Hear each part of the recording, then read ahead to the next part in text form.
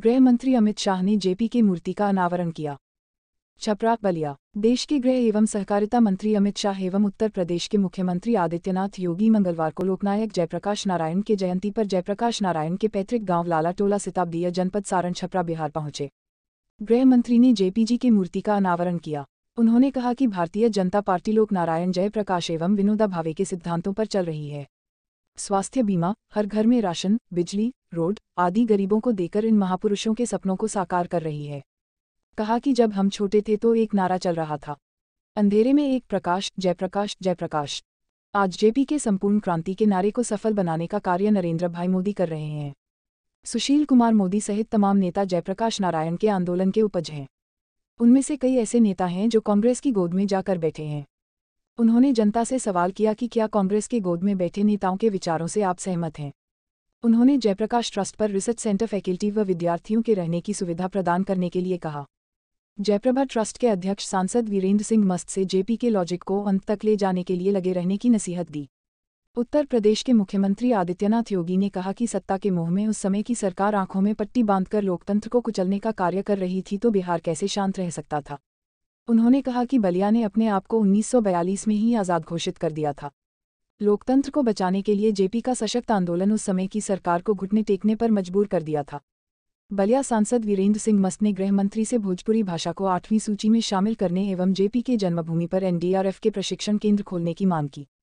कार्यक्रम को राज्यसभा सदस्य एवं बिहार के पूर्व उप मुख्यमंत्री सुशील कुमार मोदी, परिवहन मंत्री उत्तर प्रदेश सरकार दयाशंकर सिंह, नेता प्रतिपक्ष बिहार बृजेश सिन्हा, स्वास्थ्य मंत्री बिहार सरकार मंगल पांडेय, भाजपा के राष्ट्रीय उपाध्यक्ष राधा मोहन सिंह, सांसद नीरज शेखर, सांसद जनार्दन सिंह सिग्रीवाल, सांसद रविंद्र कुशवाहा, बांसडीह विधायक केतकी सिंह सहित आदि लोगों ने संबोधित किया। पूर्व मंत्री उपेंद्र तिवारी, पूर्व मंत्री राजधारी, पूर्व विधायक संजय यादव, भूमि विकास बैंक बांसडीह के चेयरमैन कुंवर विजय सिंह पप्पू सहित आदि नेताओं की मौजूदगी रही। मेरा नया चैनल है, कृपया मेरे चैनल को सब्सक्राइब करें, लाइक करें एवं बेल आइकन को प्रेस करें।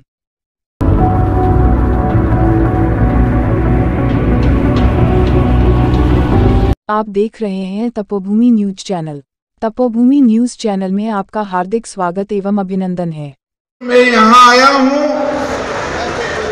जयप्रभा राष्ट्रीय स्मारक के अध्यक्ष और सांसद श्रीमान वीरेंद्र मस्त जी, हमारे बिहार प्रदेश के अध्यक्ष श्री संजय जायसवाल जी, केंद्रीय गृह राज्य मंत्री नित्यानंद राय जी, श्रीमान अश्विनी चौबे जी, भाजपा के राष्ट्रीय उपाध्यक्ष राधा मोहन बाबू, यहाँ के सांसद और मेरे मित्र श्री राजीव प्रताप रूडी जी, बिहार के वरिष्ठ नेता और सांसद सुशील मोदी जी, जनार्दन सिंह जी, नीरज शेखर जी, प्रतिपक्ष के नेता विनय कुमार जी, हरीश त्रिवेदी जी, उपस्थित सभी उत्तर प्रदेश सरकार के मंत्रीगण और आज नमस्कार। मित्रों, आज जयप्रकाश जी की 121वीं जयंती पर मैं आज उनके जन्म स्थान पर यहाँ पर आया हूँ जेपी के महान कामों को श्रद्धांजलि देने के लिए। मित्रों, यहाँ पर ये जो अभी आदम कद से भी ऊंची मूर्ति जयप्रकाश की लगाई गई है, ये मूर्ति लगाने का प्रण हमारे देश के प्रधानमंत्री जी ने कैबिनेट के अंदर, भारत सरकार की कैबिनेट के अंदर एक प्रस्ताव कर किया था। आज वो प्रण पूरा हो रहा है और जेपी की जन्म जयंती के दिन ही पूरा हो रहा है। मित्रों, सरयू और गंगा के मिलन स्थान पर, बिहार और यूपी के मिलन स्थान पर, यही भूमि पर जयप्रकाश जी जन्मे थे। जयप्रकाश जी का जीवन अनेक मानों में विशिष्ट प्रकार का रहा। आजादी के लिए क्रांति के रास्ते पर भी लड़े, आजादी के लिए गांधी के बताए मार्ग पर भी लड़े। आजादी के बाद जब सत्ता लेने का समय आया, एक सन्यासी की भांति विनोबा भावे के साथ सर्वोदय की गतिविधि के अंदर वो जुड़ गए। और मित्रों, पूरा जीवन देश भर के भूमिहीनों के लिए, गरीबों के लिए, दलितों के लिए, पिछड़ों के लिए उन्होंने गुजारा। उनकी पावन जयंती के अवसर पर कोटि कोटि नमन करते हुए विनम्र श्रद्धांजलि अर्पित करता हूं। ये हम सब का सौभाग्य है कि आज लोकनायक जयप्रकाश जी की पावन जयंती के अवसर पर उनकी जन्मभूमि में बने इस स्मारक पर उनकी इस दिव्य और भव्य प्रतिमा का लोकार्पण, अनावरण का कार्यक्रम भारत के यशस्वी गृह और सहकारिता मंत्री माननीय श्री अमित शाह जी ने अभी संपन्न किया है। मैं इस अवसर पर माननीय गृह मंत्री जी का उत्तर प्रदेश और बिहार की इस जनता जनार्दन की ओर से हृदय से स्वागत करता हूं, अभिनंदन करता हूं। भाइयों बहनों, हम सब जानते हैं कि मां गंगा और मां सरयू का आशीर्वाद इस पूरे क्षेत्र को निरंतर प्राप्त होता है। दुनिया की सबसे उर्वरा भूमि होने के साथ ही प्रतिवर्ष बाढ़ जैसी त्रासदियों का सामना करने के बावजूद जो जुझारूपन इस क्षेत्र के और इस भूमि में जुड़े हुए लोगों के अंदर देखने को मिलता है,